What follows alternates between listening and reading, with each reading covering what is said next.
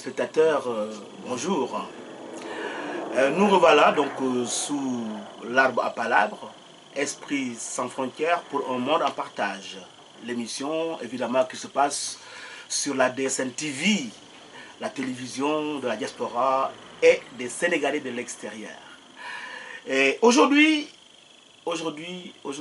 mon invité, c'est un jeune très dynamique, comme j'aime en rencontrer dans ma vie, un jeune très dynamique, un jeune aussi qui est polyvalent, qui est pluriel, et puis surtout un jeune qui a la conviction, l'engagement, et puis j'allais presque dire la notion de se mettre en danger, un peu en bandoulière. Et vous allez comprendre pourquoi tout à l'heure. Ce jeune s'appelle Mamadou Fédior, mais on l'appelle affectueusement, ou je ne sais même pas d'ailleurs pourquoi, si c'est affectueusement, hein, peut-être qu'il me dira pourquoi on l'appelle Mam Dior, parce qu'il n'est pas encore le grand-père de façon, hein, ça c'est sûr, mais on l'appelle Mamfed, hein. Et donc ce jeune Mamadou Fédior, qui s'appelle Mamfed, qu'on appelle Mamfed, eh bien, il a cette faculté extraordinaire de vouloir toujours réunir les gens, de vouloir créer des dynamiques. À partir des énergies des uns et des autres, créer une synergie. Et ce jeune, eh bien, on dit qu'il travaille dans le milieu de la restauration. Mais vous verrez que c'est plus que ça encore. Ce n'est pas seulement que dans le milieu de la restauration, c'est plus que de la restauration. Et donc, Mam a aussi, avec un écrivain qui s'appelle Misqué, Karim Misqué, et une journaliste, Sonia Rollet, eh bien, ils ont créé en mai 2013 un lieu improbable dans Paris qui s'appelle Pitchme. Bonjour, Mam. Bonjour. Comment ça va? Bien, très bien. Alors, je voudrais juste savoir comment en es-tu arrivé à la restauration d'abord? La restauration, c'était un métier de survie à la base. Ouais. Le mot survie. À l'époque, j'étais sans papier dans ce pays. Ça a duré 5 bonnes années. Pendant ces 5 ans, ouais, c'était le métier qui était le plus accessible. J'ai travaillé au Black pendant 5 ans dans la restauration. J'ai fait les Alpes. J'ai bossé aussi avec des forains. On a tourné toute la France. J'ai fait des foires. Donc la restauration, c'était un métier de survie à la base. J'aime bien cette notion de survie à la base, parce que c'est des métiers que je connais très bien. Hein.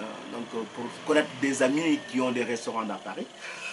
Et donc, mais le fait que tu dises justement survie, moi, me renvoie aussi à ce qui peut te qualifier, à mon avis, le plus, c'est cet engagement, cette conviction, ce dynamisme et aussi cette ouverture que tu as et qui font que tu fais des choses qui pour moi sont des choses extraordinaires, formidables, parce que justement j'emploie avec toi le mot qu'on employait au siècle dernier d'ailleurs, le mot de utopie, quoi. Je trouve que les mouvements, notamment Pitchme, sur laquelle dont tu vas nous parler, hein, Pitchme, c'est un peu cette notion entre trois choses qui sont l'autonomie, la notion d'autonomie, la notion eh bien, d'utopie et aussi la notion d'économie mixte.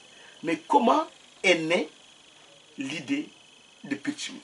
L'idée du Pitchme est née entre 3 amis, Karim Misqué, que vous venez de citer, Sonia Rollet, qui est journaliste à RFI, Karim qui est réalisateur. Karim qui est un vieil ami. C'est né un soir où, à l'époque, je picolais autour d'un rhum gingembre. On s'est dit, bon, là on boit, mais qu'est-ce qu'il faut en faire de plus, quoi? Un resto classique où les gens ils picolent, il y en a partout. Qu'est-ce qu'il faut faire de plus? Et la culture. La culture, c'est parti par le work in progress. Work in progress, le travail en cours. Donc, c'est le rapport aussi à la matière. C'est le rapport à la matière quand l'auteur vient, par exemple, parler d'un travail qui est en cours, c'est qu'il met sa matière, qu'il expose en fait la matière sur laquelle il est en train de travailler avant la fin. C'est pas une œuvre aboutie, donc c'est une œuvre en cours. C'est ce qui nous a motivés de pouvoir transformer les choses en cours. C'est qui a créé le Work in Progress. Work in Progress, c'est né un soir comme ça où on était totalement bourré. On s'est dit, ok, on va faire quelque chose, ça va être le travail en cours. J'avais lu cette anecdote justement où l'on parle, c'était effectivement un soir où vous refusiez le monde, il paraît. Et donc, effectivement, après, donc cette idée, et comme quoi, de temps en temps, quelquefois, c'est pas aussi toujours très mauvais de boire. Parce que si on boit pour aboutir à Pitchimi, moi je conseille plutôt certains qui sont vraiment là et qui ne font rien du tout, et bien s'il le faut, de prendre un verre et puis de gingembre et puis de rhum, pourquoi pas, pour faire quelque chose comme Pitchimi, justement quelque chose qui serve. Et justement qui justifie aussi notre survie sur Terre. Et tout à l'heure, tu parlais de WIP, quoi, donc, qui est le work in progress, donc le travail en cours, le travail qui est en train de se faire. Moi, j'ai participé en tant qu'auteur, en tant que poète, en tant qu'écrivain. Et ce que j'ai trouvé, moi, extraordinaire dans ce work in progress, contrairement à d'autres endroits, c'est que là, on se met vraiment en danger. L'auteur vient se mettre en danger. Et ce n'est pas du tout donné justement à tous les auteurs, tous les écrivains, de venir se mettre en danger sur un texte qui est en train de se faire et qui n'est pas encore fini. Encore, en plus, comme nous sommes dans une situation où l'écriture, c'est quelque chose de très impudique, qui te met à nu, en plus, te mettre déjà à nu alors que tu n'as pas encore terminé ta mise à nu, c'est quelque chose d'assez terrible.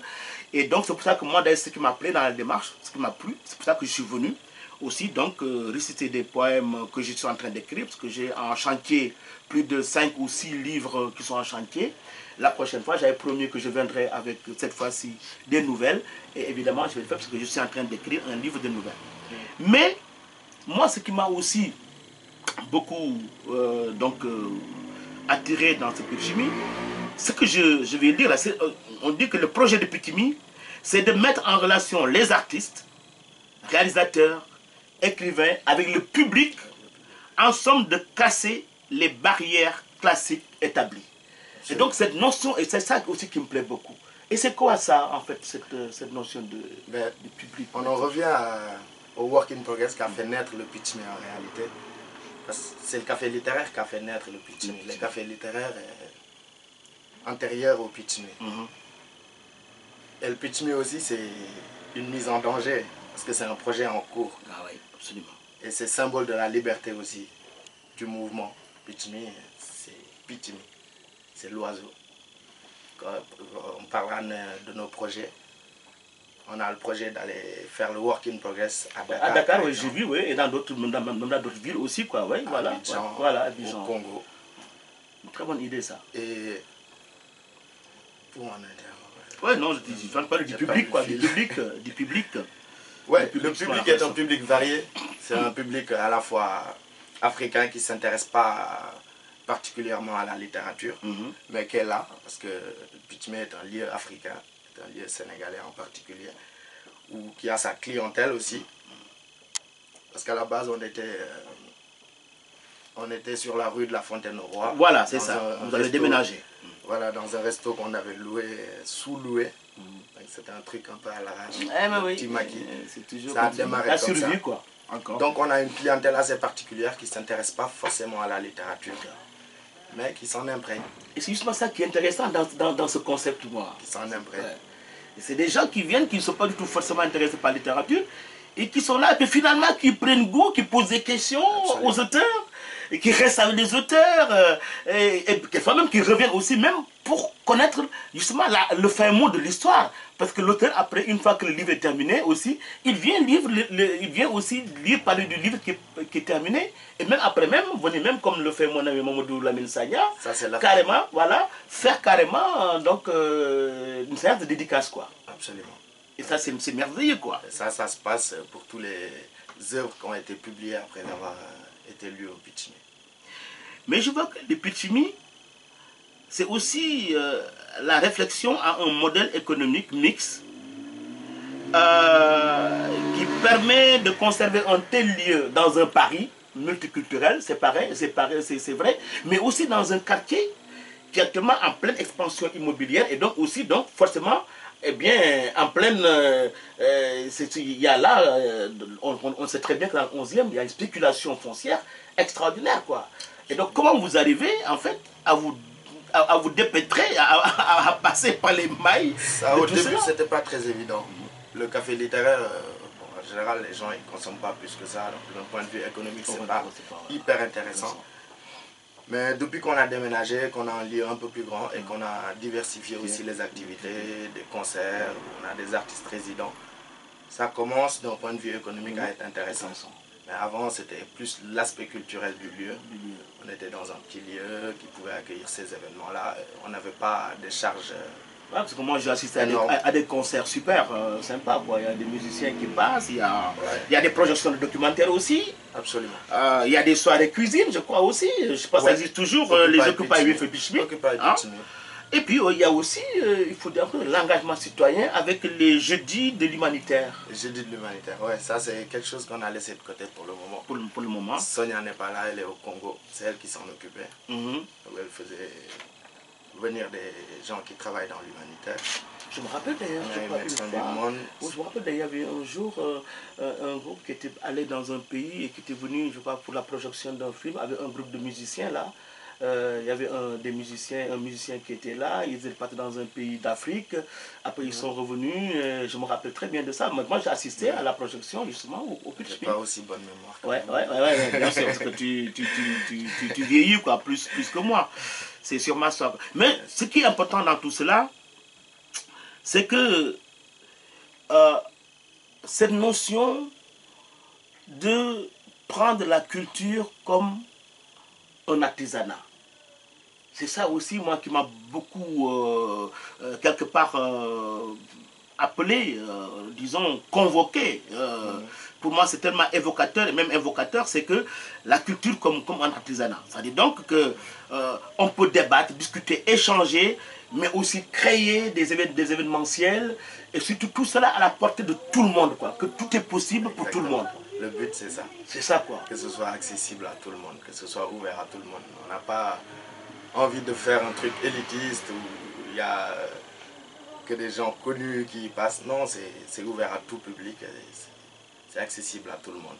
Et je vois aussi que, je crois qu'à Pichimi, vous avez aussi cette notion aussi de vouloir complètement, comment dire, désintégrer la notion du public pour justement faire du public des acteurs, quoi. Ben, c'est le cas, c'est ce qui se passe. C'est ce qui se passe en réalité. Ouais, parce qu'on garde en fait une ambiance de restaurant. Pendant les lectures, les gens ils mangent leur mafé, leur yassa, d'autres boivent leur verre. C'est assez détendu comme ambiance, c'est pas formel. Et puis surtout que c'est trop bon, trop bon, parce que moi j'ai mangé et je continue encore à y aller pas seulement pour manger, mais pour manger aussi. Et croyez-moi, c'est extrêmement bon et vraiment. Et puis il y a quelque chose quand même dont tout le monde parle et que moi j'ai vu dès la première soirée d'ailleurs où je t'ai connu, je me rappelle de ça, c'est le sourire de Manfred. C'est vrai, quoi. C'est le sourire de Manfred.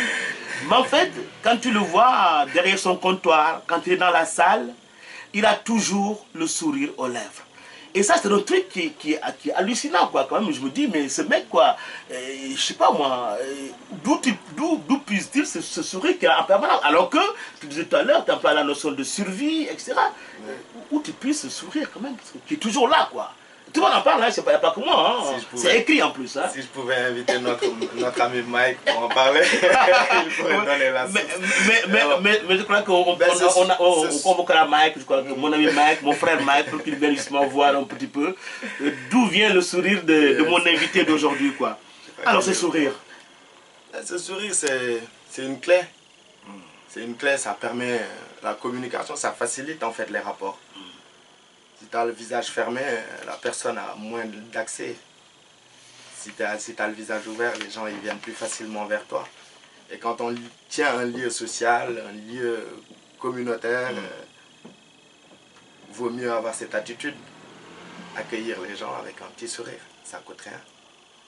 Et c'est aussi le côté africain. On sourit tout le temps, on est heureux.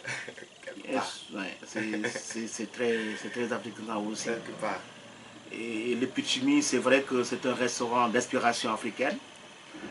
C'est aussi un bar de voyageurs, Ouais, un lieu de rencontre où se croisent les habitants du quartier, les habitués de la première heure, parce qu'il y a des gens qui vous ont suivi Depuis le début. depuis le début.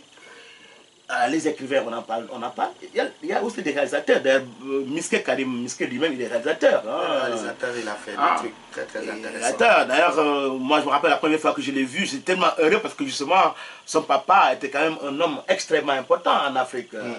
C'était Baba Miske. Ouais. Baba Miske, vous avez dû, les gens ont dû en entendre parler. C'est le père de Karim et c'était un homme d'une dimension absolument politique incroyable aussi, un très grand combattant de la lutte, de la lutte africaine. D'ailleurs, le 27 novembre, on va faire un hommage. Ah bon? Ouais, Au Pichimi? Au Pichimi, ouais. Il sera animé par son fils et sa fille, Leila et Karim. Ah, alors là, je serai là, hein, parce que vraiment, moi, c'est quelqu'un que... dont j'ai suivi un peu, disons, l'itinéraire, le cheminement et que... Il a lu d'ailleurs au Pichmi. Il a lu... Ah bon? Ouais, il y a un de ses œuvres qui est sorti récemment sur les décolonisations. Il a lu là-bas. Il a lu là-bas. Non, c'est merveilleux. Ce lieu est vraiment... Et puis, il y a aussi cette notion que je voudrais bien que tu nous expliques un peu plus. Cette notion de... Le Pichimi, c'est aussi une zone d'autonomie temporaire. La zone d'autonomie temporaire. Parce qu'on se permet certaines libertés aussi. C'est une zone d'autonomie temporaire. Ça, c'est bien dit parce que, voilà. En fait, que ce soit d'un point de vue conceptuel, on a un concept assez particulier. On en a parlé tout à l'heure. Et c'est un lieu où les gens se sentent libres. Les interdits et tout ça, c'est pas trop en vigueur chez nous. La liberté, quoi. La liberté. Donc, dont tu faisais tout à l'heure. La liberté. Dont tu parlais tout à l'heure. Et quelque part, j'ai lu justement à propos de ce lieu toujours magique, ce lieu formidable que le Pichimi dans le 11e, c'est au 45, donc rue des Trois Bornes. Et d'ailleurs, c'est bizarre cette rue des Trois Bornes. Moi, elle me suit comme mon nom, parce que j'avais un ami, Ismaël Ndiaye Iso, qui avait un restaurant justement à côté du Pichimi. À l'époque, ça s'appelait La Case. Oui. Ça fait longtemps. Iso, maintenant, il est rentré au Sénégal. Maintenant, il gère le citron vert. Et puis j'ai eu mon ami, donc Mira aussi, donc, qui était aussi aux Zèbres Rouges, maintenant qui est devenu donc, le Pichimi. Et donc c'est une rue qui pour moi quelque part aussi est très, comment dire, me suit comme mon ombre, et j'adore ça aussi, c'est pour ça aussi que j'aime bien cette rue aussi. Et c'est une rue très charmante. Il y a un petit théâtre en face qui est là, qui est toujours là, le petit théâtre, la Comédie des Trois Bornes aussi, un théâtre très intéressant. Et croyez-moi, le Pichimi, et donc je disais à propos du Pichimi, j'ai lu quelque part, et ça je cite là, l'objectif de tous ces événements qu'on vient de citer, ce qui s'y passe, reste le même. Permettre au public d'envisager la culture comme un artisanat, comme je le disais tout à l'heure, aussi débattre, discuter, échanger, car c'est cela, notre raison d'être. Faire que ce lieu soit celui de tous, celui de l'échange, de l'interaction. J'aime bien le mot interaction, parce que dans le mot interaction, il y a surtout le mot que j'aime bien, c'est action. Il n'y a pas seulement que la théorie, il y a l'action derrière, avec tout ce que tu viens de citer comme événement. Pour nous, il n'y a pas de public, seulement des acteurs. Et chacun d'entre nous ou d'entre vous fait partie de la Pitch Family. Il y a un esprit qui est là. Il y a une interaction. Ouais. Et moi, je voudrais juste te poser la question. Eh bien, ce projet, en fait, est-ce que ce n'est pas aussi un projet très utopique? Quelque part, oui, mais qui est en train de se réaliser en réalité. Ouais, ouais, on voit loin. On voit loin, mais c'est pas si utopiste que ça. C'est réalisable en fait. C'est réalisable. La culture à cet état-là, c'est en train de se faire au Pitchme. Hein. Il y a eu des gens qui ont été influencés par le Work in Progress et qui ont commencé à écrire. À écrire, ouais, moi c'est vrai, j'ai vu. Il y a même eu des auteurs qui ont été encouragés par ça pour qu'ils commencent vraiment à montrer leur travail. Et puis il y a pas mal d'auteurs qui écrivent. Pouvoir enfin publier. Oui, absolument, parce que des fois tu rencontres des éditeurs là-bas. Hier, il y a eu 2 éditeurs qui se sont proposés à un écrivain. Ah mais c'est merveilleux ça. Donc il y a de l'interaction réellement quoi. Ah oui, c'est vraiment le mot, c'est en train de se faire quoi. Utopiste que ça. Ouais, mais justement, c'est justement parce que j'emploie le mot utopiste bien sûr à bon escient, justement pour te pousser justement à aller là où tu es actuellement là, parce que je trouve que justement l'utopie c'est quelque chose de tellement merveilleux. Hein, et que justement, en plus quand elle est en train de se réaliser là sous nos yeux, ce qui est en train de se passer pour Pitchme, il faut le dire quoi. Et puis aussi le fait aussi qu'un écrivain, que celui qui écrit en tout cas, qu'un écrivain, comme dirait mon ami Marouba Fall, hein, il dit lui je ne suis pas un écrivain, je suis un écrivain, V-A-N-T. Hein, donc pour démystifier la notion d'écrivain, hein, Marouba, qui était très connu, parce qu'il a écrit un livre qui est célèbre, qui est La Collégienne hein, au Sénégal. Et donc il aime bien dire ça. Et je crois que justement ça permet aux écrivains que nous sommes à pouvoir donc passer le cap de la peur, parce que de la peur de publier, justement à l'envie d'être lu par en tout cas d'autres personnes. Parce qu'au début on écrit pour soi, hein, il faut le dire. Moi je suis écrivain, je peux en parler de temps plus à l'aise, mais c'est après. Moi j'ai eu du mal à donner mon premier manuscrit, Amour Savane, je me rappelle, ça a duré pendant des mois. Ma copine qui devait me saisir le texte, à la fin, elle m'a envoyé, mais dans les roses. Quoi. Elle m'a dit, mais écoute, garde ton texte, garde-le. Je sais pas, c'est une femme, enfin, un truc comme ça. Quoi. Mais vraiment, elle était offusquée. Mais elle ne comprenait pas que derrière tout ça, il y a quand même cette relation très impudique qu'on a à l'écriture. Quoi. Et que c'est un travail de dévoilement et qu'on ne donne pas comme ça, aussi facilement, ce travail d'écriture. Je crois que c'est ça aussi. Et si ça peut permettre à des écrivains. Nous, on arrive à faire accoucher. Eh bien, c'est merveilleux. En plus, il emploie le mot accoucher, qui est un terme purement socratique. Hein, donc, on connaît bien Socrate. Hein, dont la maman était sage-femme et qui disait donc la maïeutique qui était l'art d'accoucher les esprits. Et enfin, aujourd'hui,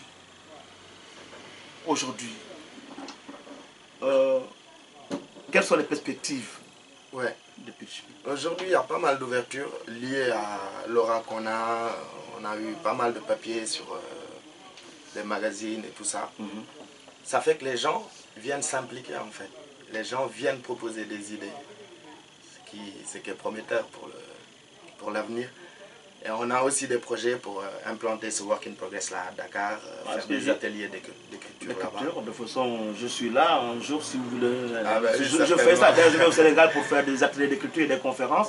Donc, il n'y a aucun problème. Je serai vraiment parmi vous avec plaisir.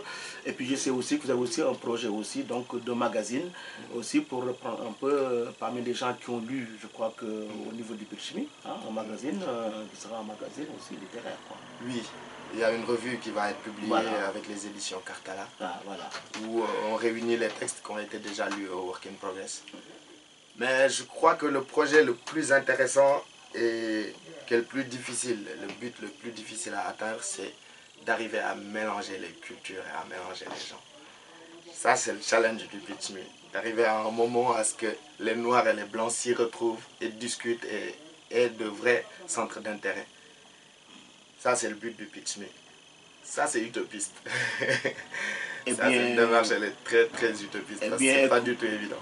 Eh bien, écoute, justement, pour clore cette émission qui arrive à sa fin, c'est justement pour lire, effectivement, ce que tu viens de dire là, où vous dites, dans un quartier où il est vital de permettre aux cultures, au pluriel, de continuer à se côtoyer, à se féconder, et à se mélanger, ce qui est le but de cette autre zone, qui est cette fois-ci la zone d'autonomie utopique. Eh bien, Manfred, Merci beaucoup. Merci à toi. Merci d'être venu nous parler de Pitimi. Et je suis sûr que tu reviendras encore pour me parler encore d'autres choses encore, ou bien de Pitimi encore, en plus. C'est un plaisir. Merci beaucoup, Mam. Merci à vous.